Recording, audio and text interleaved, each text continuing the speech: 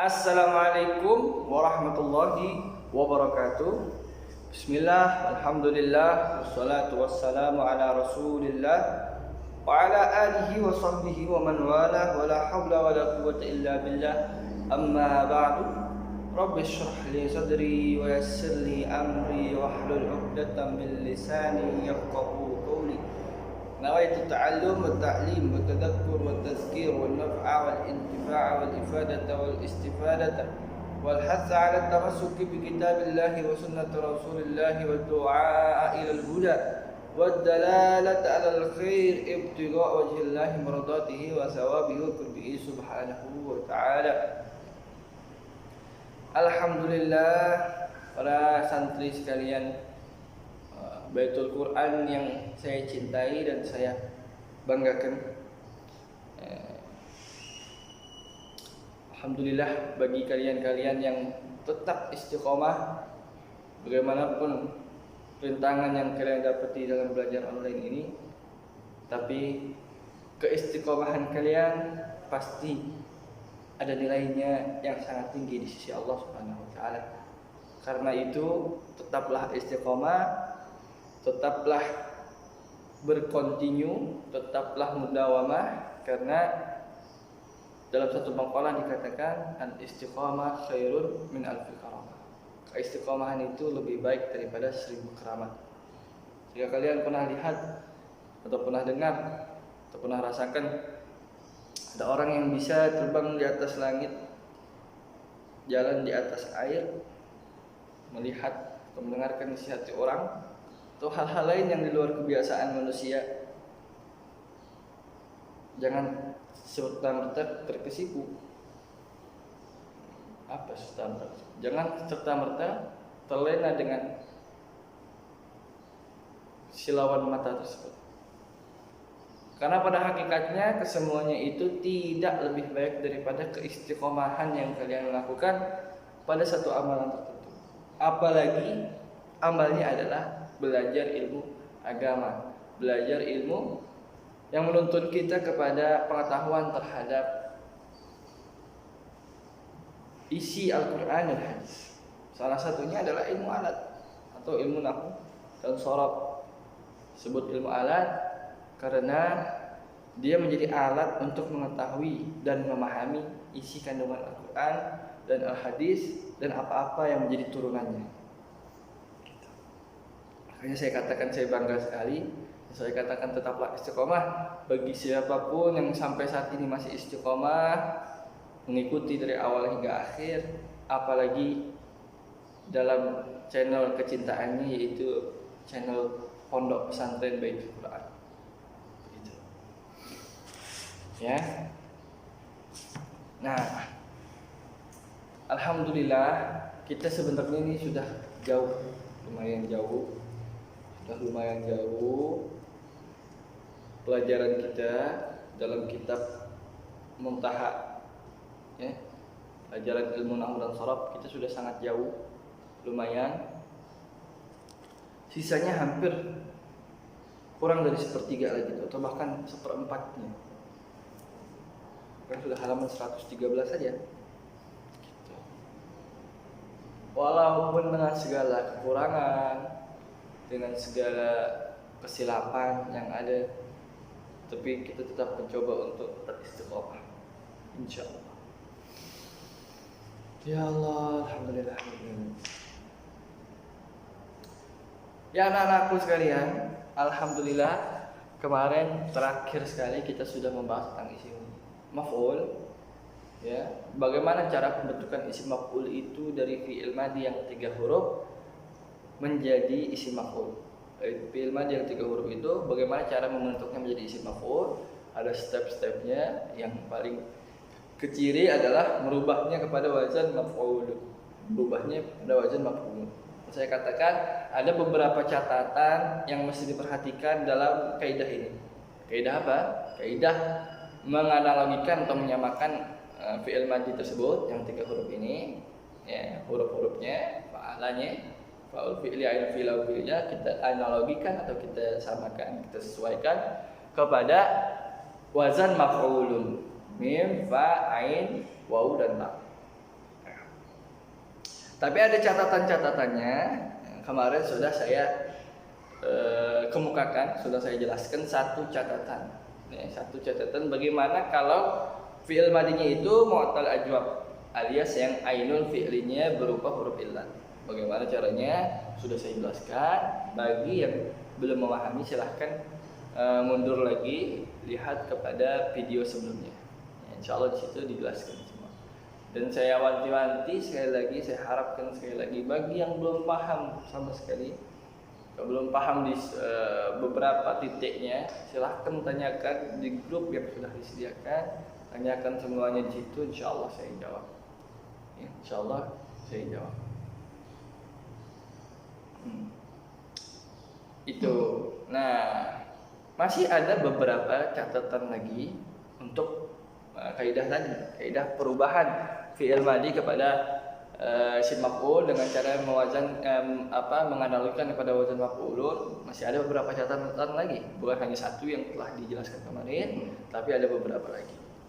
Nah, insya Allah itu yang akan kita bahas pada sesi kali ini. Sisanya cuma tinggal dua saja, tinggal dua catatan lagi.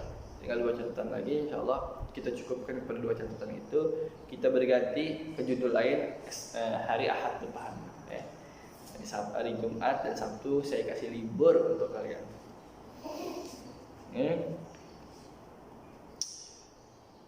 Catatan yang kedua. Sekarang catatan yang kedua. Apa catatannya yang kedua? Jika catatan yang kedua, ingat-ingat ada dua catatan yang tersisa. Kemarin sudah yang pertama, sekarang yang kedua. Apa catatan yang kedua? Kedua, jika fi'il madi diakhiri huruf illat. Nah, kalau kemarin huruf illatnya di tengah, kalau sekarang huruf illatnya di akhir. Berarti kalau di akhir apa? Lamul fi'li, fa'ala. Lamul fi'li, di lamnya itu fa'ala, lamul fi'linya. Kalau lamul fi'linya ini berupa huruf illat, huruf terakhir daripada binanya itu adalah huruf illat, yang kita sebut dengan nakus,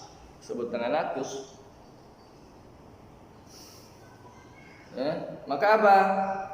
Maka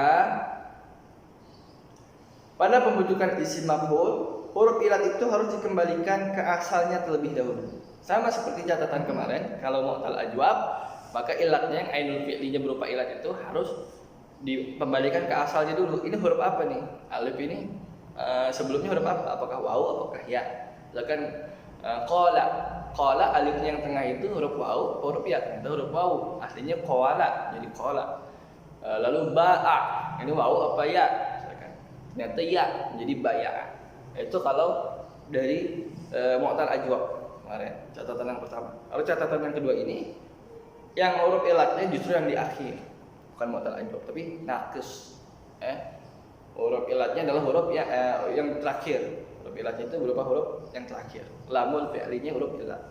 Sama, kita kembalikan juga dia kepada asalnya. Kembalikan kepada asalnya. Huruf apa asalnya nih? Apakah huruf ya? Apakah huruf waw? Antara dua itu. Huruf ya, nggak mungkin huruf ta, nggak mungkin huruf ba. Pokoknya utak-utakannya di tiga itu. Huruf a, ya, dan waw. Kalau disingkat menjadi ayu. A, alif, ya, dan waw. Ayu. Nah, bagaimana kita bisa tahu huruf asalnya ini ya atau waw? Kita bisa tahu itu dengan cara melihat di kamus. Bagaimana kemarin? Paling gampangnya adalah melihat di kamus. Lihat di kamus saja. Buka kamus. Oh, ternyata asalnya Roma itu Romaya. Jadi huruf ilatnya yang terakhir Roma itu adalah ya, bukan waw gitu. Oh, asalnya Goza Yagzu itu huruf terakhirnya waw. Aslinya Gozawa, menubah menjadi Goza. Gitu. Taunya dari mana? Taunya dari kamus. Lagi-lagi buka kepada kamus. Oke. Pertama tadi harus dikembalikan dulu kepada huruf asalnya. Lalu setelah kembalikan kepada huruf asalnya, ada dua langkah lagi yang mesti dilakukan. Ada dua aksi lagi yang mesti dilakukan. Apa itu? Pertama, ubah ke wazan maf'ulun. ubah ke wazan maf'ulun. Lagi-lagi harus diubah atau dianalogikan kepada wazan maf'ulun. Namanya juga isim maf'ul, maka wazannya maf'ul. Maf'ulun, maf'ulun. Gitu. Wazan maf'ulun. Itu step yang pertama. Habis dirubah kepada huruf aslinya, huruf ilat tersebut, maka dirubah kepada keseluruhannya, itu dirubah atau dianalogikan kepada wazan maf'ulun. Setelah itu langkah yang kedua, langkah kedua adalah gabungkan wawu dengan wazan maf'ulun. Gabungkan wawu pada wazan maf'ulun dengan huruf ilat tersebut. Jadi ada huruf ilatnya yang di akhir itu lamul fi'linya, kita gabung kepada wawu dalam wazan maf'ulun. Kita gabung jadikan satu. Karena sama-sama huruf ilat jadinya. Gabung kedua huruf ilat itu menjadi menggabungkannya huruf ilat tersebut kepada wawu yang ada wazan maf'ulun. Gimana jelasnya? Jelasnya kita berikan contoh saja. Contohnya apa? Contohnya kata goza. Contohnya kata goza. Goza adalah fi'il madhi yang terdiri dari 3 huruf, tidak lebih. Go, zai dan alif. Zai dan alif. 3 huruf. Kalau kita lihat huruf terakhirnya adalah huruf alif. Huruf terakhirnya huruf alif, yaitu huruf ilat. Huruf ilat ingat-ingat ayu. Alif ya dan waw huruf ilat. Di akhir goza huruf ilatnya adalah alif. Nah, kalau begini bagaimana cara kita membentuknya menjadi isim maf'ul? Ingat-ingat, step yang pertama adalah mengubah huruf ilatnya ini yang terakhir ini kepada huruf asal ini. Apa huruf asalnya? Kita bisa lihat di kamus. Ingat-ingat, lihatnya di kamus. Ketemu apa ternyata? Ternyata dia adalah wawu. Gozawa. Aslinya huruf alif ini bukan alif tapi wawu yang dileburkan menjadi alif. Nah, kalau mau dirubah kepada isim maf'ul harus dikembalikan dulu kepada asalnya. Itu wawu. Goza aslinya gozawa. Nah, habis kita mengembalikan, kita lakukan 2 langkah atau 2 aksi sebagai berikut. Apa? Yang pertama, menganalogikannya kepada wazan maf'ulun. Menganalogikannya kepada wazan maf'ulun.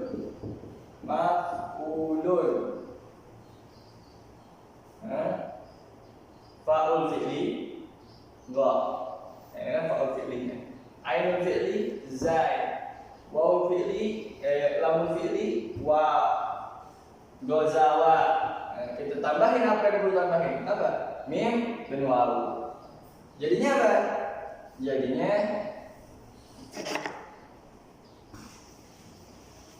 ketika kita analogikan jadi magzubun. Magzubun.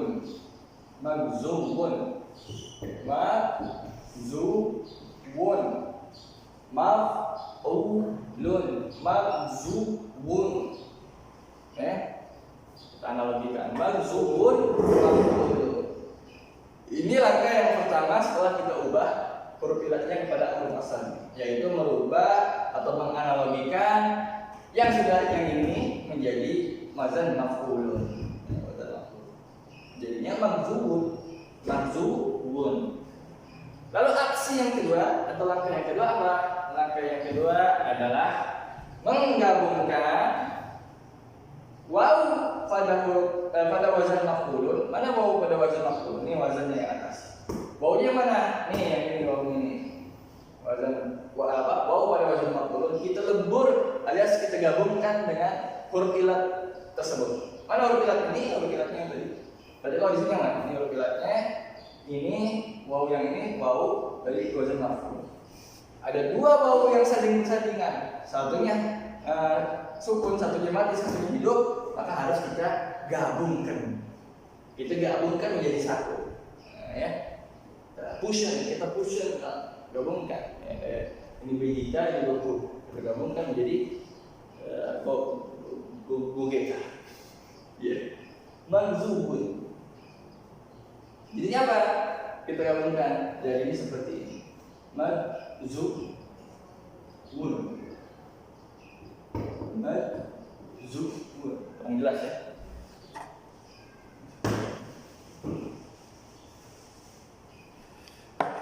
Jadinya madzubun.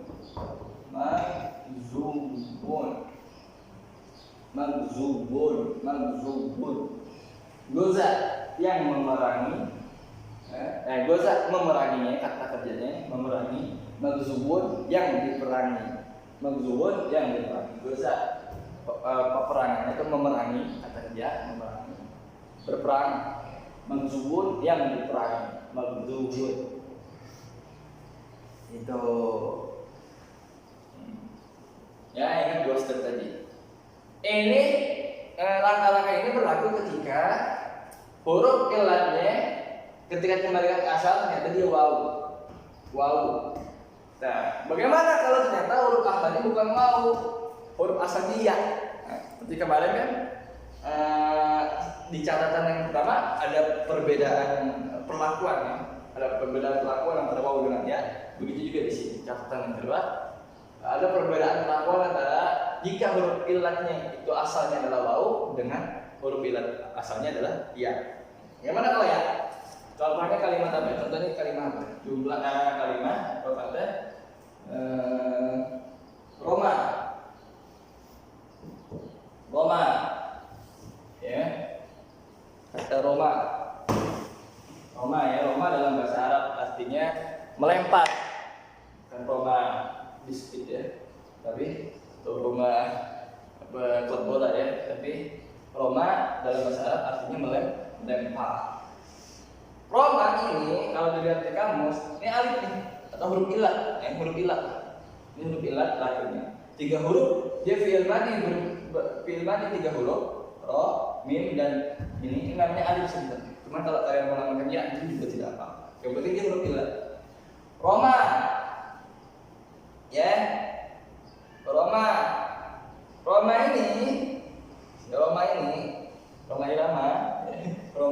yang artinya melempar itu aslinya huruf ilatnya ini adalah ya, huruf ya.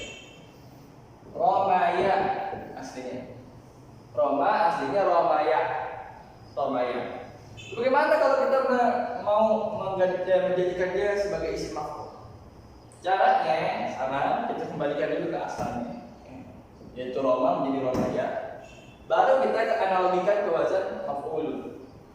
Sama, step yang pertama, wazan maf'ulun menjadi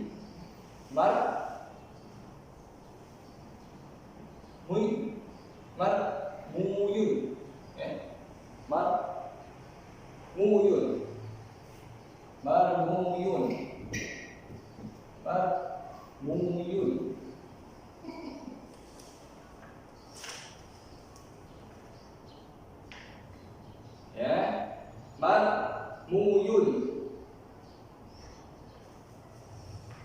Lalu setelah menjadi marmuyun maf'ulun. Ini ro, huruf aslinya ro, mim, iya, ro, mim dengan ya.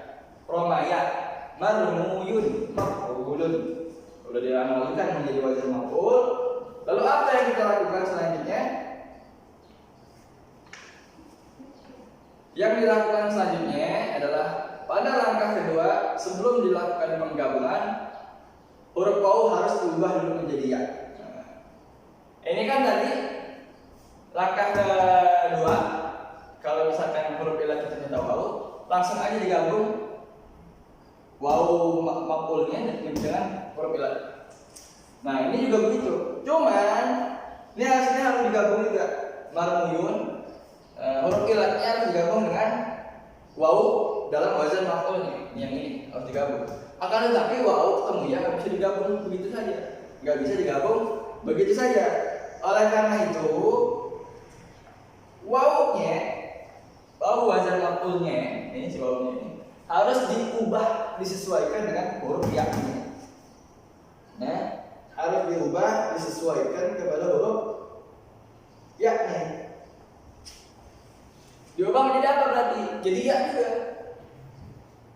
Karena sesuai. Jadinya mar mui yun. Mar mar mui yun.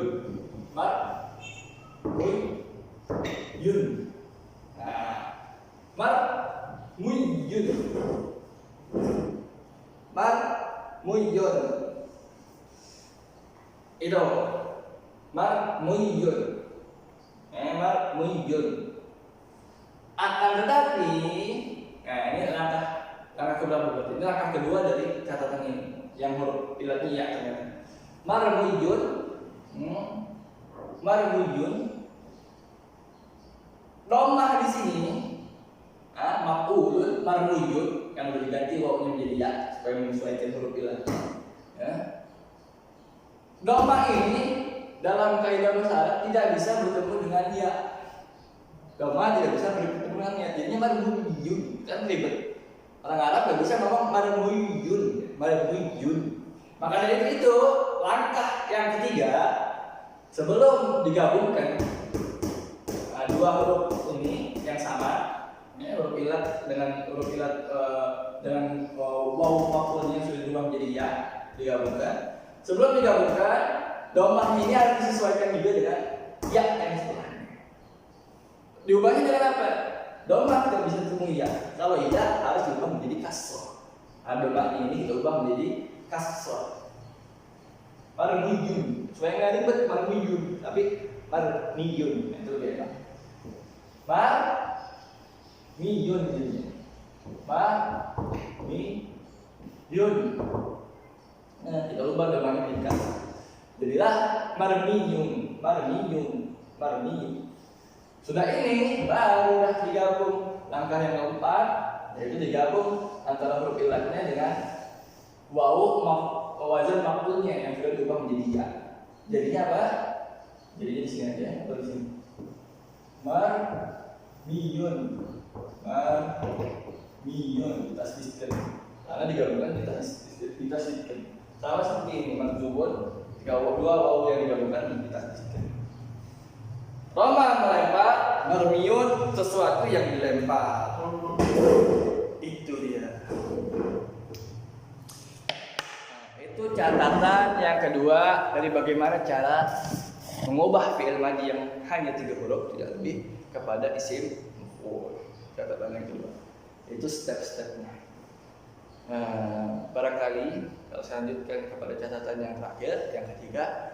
Durasinya rada panjang, ini juga sekiranya sudah panjang. Untuk hari ini kita cukupkan segini saja dulu. Jangan lupa, apabila ada pertanyaan, sesuatu yang membingungkan, jangan lupa untuk ditanyakan. Apalagi ini pembelajaran jarak jauh, sangat tidak optimal kalau tidak ada interaksi antara guru dengan murid. Ya. Barangkali sekian dari saya. Billahi taufiq wal hidayah. Wassalamualaikum warahmatullahi wabarakatuh.